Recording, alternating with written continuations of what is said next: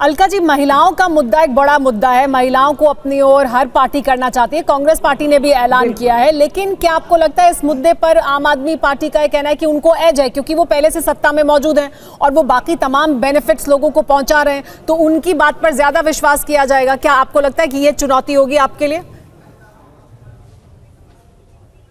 बिल्कुल विश्वास नहीं कर रहे हैं। योजना लेकर आने की क्या जरूरत थी? 10 साल थे ना, 1,000 रुपया महंगाई आज से तो नहीं है। रात 10 साल थे ना, देनी थी ना, दी नहीं दी। पंजाब में इनकी सरकार है, 36 महीने से भगत सिंह की कसम खाकर आए थे अरविंद केजरीवाल। पंजाब में सरकार तो बहनों 1,000 रुपया आएगा। महिलाएं आई हैं इनके दरवाजे पर, पंजाब की महिलाएं अपनी पासबुक लेकर। दिल्ली की महिलाओं की 10 साल की पासबुक की चुनौती देती हूँ केजरीवाल जी, आप और आपकी टीसीएम, टेम्परेरी सीएम जिन्हें कहा है, बैठ जाइए, भगवत मान को बुलाइए, पंजाब की बहनों को पासबुक लेकर आए। हमने अपने डीके शिव कुमार जी, कर्नाटका के मुख्यमंत्री को बुलाया। क्या आप भी लोगों के सामने कॉन्फिडेंस से नहीं बोल पाते? तो अब झिझक होगी कम और बातें होंगी असरदार। डाउनलोड करें फ्रीडम ऐप और सीखें पब्लिक स्पीकिंग। पासबुक लेकर आए हैं। जब से सरकार बनी है हर महीने 2,000 रुपया सीधा बैंक खातों में दे रहे हैं महंगाई से राहत के लिए। दिल्ली में भी प्यारी दीदी योजना, हम सरकार में नहीं है, लागू कर चुके होते, हम सरकार में नहीं है, लेकिन हम मार्च में सरकार में आ रहे हैं। मार्च में बजट आएगा। 1 अप्रैल 2025 को हर महीने की पहली तारीख में महंगाई से राहत के लिए प्यारी दीदी योजना के तहत मैं विश्वास दिलाती हूँ, शीला दीक्षित जी की कसम खाते हैं, 2,500 रुपया और साल का 30,000 रुपया बहनों के बैंक खाते में सीधा डालकर महंगाई से राहत देंगे। वो महंगाई का जख्म जो भाजपा आम आदमी पार्टी ने मिलकर दिया है, एक आपदा बता रहा है। प्रधानमंत्री जी कहते हैं आम आदमी आपदा, आपदा कहती विपदा, आपदा विपदा, शासन प्रशासन, बीजेपी आम आदमी लड़ते रहे।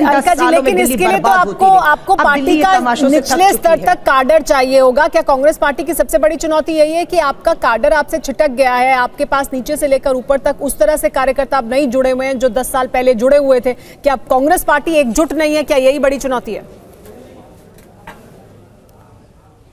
आपको मालूम है जब अरविंद केजरीवाल 2013 में आए थे और उसके बाद उनके पास कौन सा काडर था, है ना?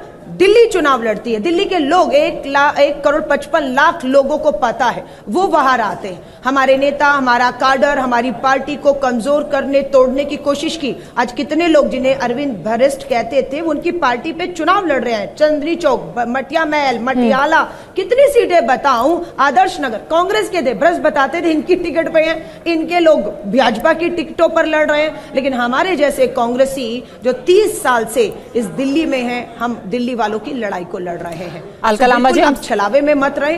करोड़ों के विज्ञापनों से, 33 करोड़ के शीश महल से कुछ नहीं अब होगा। ठीक है अलका लांबा जी, हमसे बात करने के लिए बहुत बहुत आपका धन्यवाद। प्रभु चावला सर, आखिरी सवाल आपसे यही कि अब अगर आकू जी आप इसका जवाब दे सके कि जब इंडिया गठबंधन की कोई पार्टी, अगर समाजवादी पार्टी अपना पूरा वेट थ्रो करती है आम आदमी पार्टी के पीछे, तो क्या ये कांग्रेस के लिए एक वोट ऑफ नो कॉन्फिडेंस जैसा है? बिल्कुल सही है। कांग्रेस के सामने इस समय बड़ी दुविधाएं हैं। एक दुविधा जैसे मैंने पहले जिक्र किया, पार्टी के अंदर दुविधा है कि स्टेट लेवल जो है वो कांग्रेस आम आदमी पार्टी के साथ में दूसरा रवैया अपनाता है और सेंट्रल लेवल उसमें लचीला रूप अपना लेता है। तो ये लचीला रुख जो है वो उनके लिए घातक होता है। दूसरी बात यह है कि एक तरफ अजय माकन कहते हैं कि साहब केजरीवाल साहब ये हैं और इस वजह से हम इनके खिलाफ में रहेंगे, लेकिन बाद में वो पूरा का पूरा 10 दिन खाली हो जाती हैं। तीसरी वजह बहुत साफ नज़र आती है कि कांग्रेस बहुत स्पष्ट नहीं है और INDI का एक बड़ा खेमा जो दूसरी बड़ी पार्टी है वो साफ साफ कह देती है कि हम कांग्रेस के साथ नहीं जाएंगे बल्कि आम आदमी पार्टी के साथ जाएंगे। तो इसका मतलब क्या सचमुच INDI जो है विघटन की ओर है? क्या उसमें से कांग्रेस का किनारा किया जा रहा है? क्या ऐसे हालात पैदा किए जा रहे हैं कि कांग्रेस को किनारे किया जाए? होगा क्या, नहीं होगा क्या, ये एक अलग सवाल है। अगर रणनीतिक रूप से मामला ऐसा चल रहा है तो ये बहुत महत्वपूर्ण खबर है। तारीखों का ऐलान हो गया है, 5 फरवरी को चुनाव है, 8 फरवरी को चुनाव के नतीजे हैं। चुनाव के नतीजे भी आप TV9 भारतवर्ष पर देखिए और पूरे चुनाव की कवरेज भी आप 5 फरवरी तक लगातार TV9 भारतवर्ष के साथ ही देखिएगा। आप सभी मेहमानों का बहुत बहुत शुक्रिया हमारे साथ जुड़ने के लिए। लेकिन सीधे रुख करते हैं अब करुणा का। करुणा मौजूद है दिल्ली में, दिल्ली के लोगों के बीच, उनसे जानने के लिए कि उनका क्या कहना है अब जबकि चुनाव की तारीखों का ऐलान हो चुका है। करुणा, कि आपके साथ अगर लोग मौजूद हैं उनसे जाने कि उनके क्या हैं मुद्दे, वो कितना उत्साहित हैं, दिल्ली के लोग कितना उत्साहित हैं दिल्ली के चुनाव को लेकर। बिल्कुल सुमेरा, देखें लगातार हम यहाँ पर लोगों से बात कर रहे हैं और उनसे हम जानने की कोशिश कर रहे हैं कि आखिर उनके मुद्दे क्या है, और क्योंकि चुनाव की तारीखों का ऐलान हो गया है वो क्या सोचते। देखिए आप भी एक मतदाता है, चुनाव की तारीखों का ऐलान हो गया है, आप यहाँ की सियासत देख रहे हैं, क्या लग रहा है इस बार कौन आपको मजबूत नजर आ रहा है?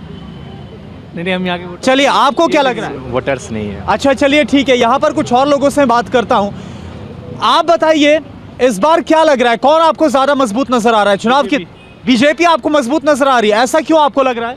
क्योंकि अब आप पार्टी में कुछ बचा नहीं ना, इसी मारे। मुद्दे क्या रहेंगे आप लोगों के लिए? और नॉर्मली मुद्दे होते, बिजली पानी, और क्या चाहिए आदमी को। ठीक है, आप बताइए आपके लिए क्या मुद्दे, आपने यहाँ दुकान भी लगा रखी है। मैं तो यही कहूँगा, देखो बिजली पानी के परे भी कुछ होना चाहिए, दिल्ली में सुधार की भी जरूरत है। लोग थोड़े से लालच में आके 10-11 साल में सुधार नहीं हुआ आम आदमी पार्टी में? कुछ एक दो चीज़ों का, एक स्कूल और थोड़ा हॉस्पिटल भी पूरी तरह से नहीं कहेंगे, कुछ कुछ जगह पर ठीक रहा है मामला। हाँ। लेकिन वो सेटिस्फेक्शन नहीं आया जो आना चाहिए था। हाँ। बाकी बीजेपी को भी एक बार यूपी वगैरह में जिस तरह से बताते हैं क्राइम, तो इसका नुकसान आपको लग रहा होगा आम आदमी पार्टी को? हो सकता है। अच्छा